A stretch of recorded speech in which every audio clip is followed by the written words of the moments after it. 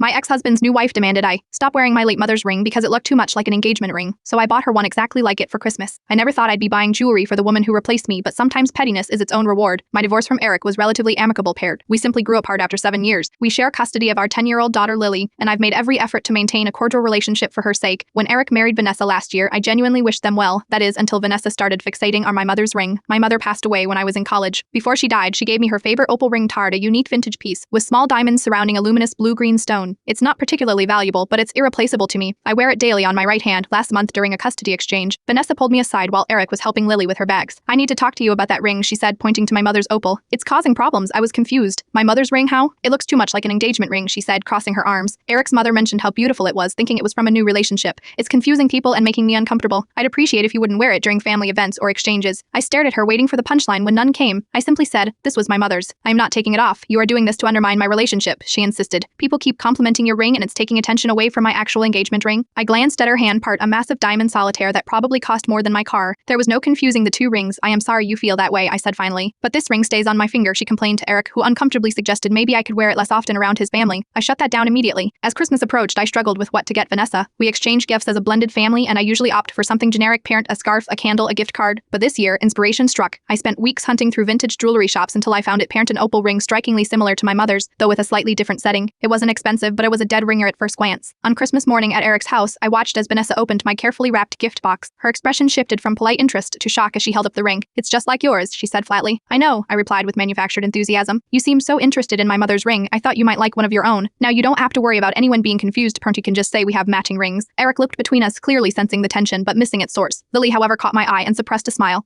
At 10, she's already remarkably perceptive. Thoughtful Vanessa managed slipping the box into her pocket. She never wore the ring, of course, but she also never mentioned my mother's ring again. Sometimes the best response to pettiness is a masterclass in it, and sometimes the most satisfying gifts are the ones that keep on giving. Parrot, like the memory of Vanessa's face when she realized she'd been outplayed at her own game.